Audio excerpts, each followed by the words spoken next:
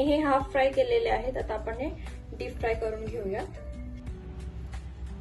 French fries तळण्यासाठी तेल छान गरम असावं आणि आता आपण हे फ्रेंच फ्राईज तळून घेऊया.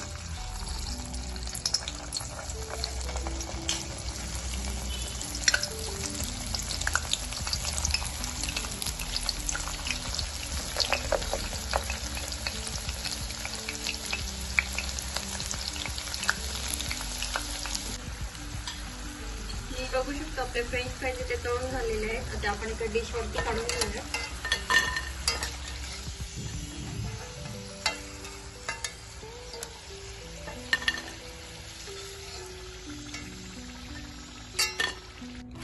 आपले रेस्टॉरंट स्टाईल इथे फ्रेंच फ्राईज बनवून तयार झालेले आहेत. तुम्ही बघू शकता, याच्या आवाजावरूनच तुम्हाला समजत असेल आपले फ्रेंच फ्राईज किती छान बनवून तयार झालेले आहे. आपल्या लहान मुलांना, मोठ्या माणसांना हे फार आवडीचे असतात. तर असे फ्रेंच फ्राईज तुम्ही घरीच बनवू शकता. बाहेर आपण जेव्हा जातो तेव्हा आपण फ्रेंच फ्राईज ऑर्डर करतो आणि ते खाऊन आपलं पोटही भरत नाही.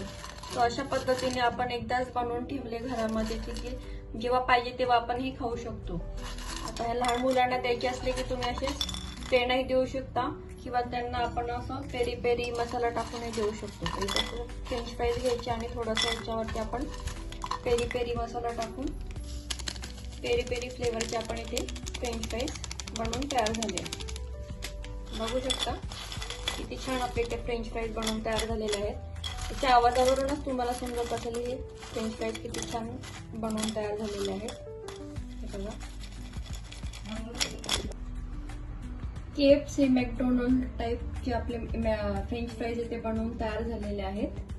हे बघा किती छान आपले फ्रेंच फ्राईज क्रिस्पी, किती छान याला रंग टेक्स्चर आलेला आहे.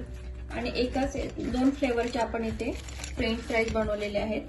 पेरी पेरी आणि प्लेन असे 2 फ्लेवरचे आपण फ्रेंच फ्राईज इथे बनवलेले आहेत. तशी छान अशी रेसिपी तुम्ही नक्की ट्राय करा. आपल्या मुलांना घरचेच फ्रेंच फ्राईज नक्की खाऊ घाला. तर व्हिडिओ कसा